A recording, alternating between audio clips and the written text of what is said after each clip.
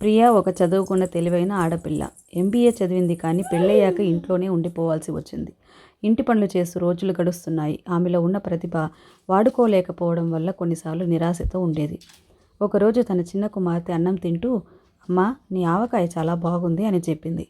ఆ మాట ఆమె హృదయంలో ఒక చిమ్మ చీకటి వెలుగులా మారింది. నేను ఇంట్లో నుండే ఏదైనా చేయగలను కదా అని ఆలోచించింది.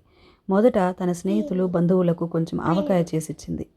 వాళ్ళు మురిసిపోయి, ప్రియా, నువ్వు ఈ పచ్చడి అమ్మితే ఖచ్చితంగా సక్సెస్ అవుతావు అన్నారు. అలా మొదలైంది ప్రియాస్ హోమ్ మేడ్ పికల్స్. ఆమె యూట్యూబ్లో కూడా చిన్న చిన్న వీడియోలు పెట్టింది. ఆవకాయ ఎలా చేయాలి, హైజీన్గా పచ్చడి స్టోర్ చేయడం ఎలా, ఇలాంటి వీడియోలు పెట్టడం వల్ల తనకు కొన్ని నెలల్లోనే ఆర్డర్లు వర్షంలా వచ్చాయి. బంధువులు ఇచ్చిన ప్రోత్సాహం ఇప్పుడు కస్టమర్ల నుండి వస్తోంది. ప్రియా తనలో నమ్మకం పెంచుకుంది.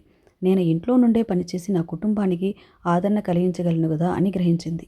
ఆమె ఇప్పుడు ఇతర మహిళలకు కూడా వర్క్షాప్లు పెట్టి ఇంట్లో ఉంటూ కూడా సక్సెస్ అవ్వవచ్చు. మన విద్య, మన శ్రద్ధ వృధా కాదు అని ప్రోత్సహిస్తోంది. ఈ కథ నుండి మనం ఏం గ్రహించాలంటే, మనం చదివిన విద్య ఎప్పుడూ వృధా కాదు. మన ఇంటి నుండే చిన్న ఆలోచనను పెద్ద అవకాశంగా మార్చుకోవచ్చు. మన ప్రతిభను నమ్ముకున్నప్పుడు అవకాశాలు మన దగ్గరికి వస్తాయి.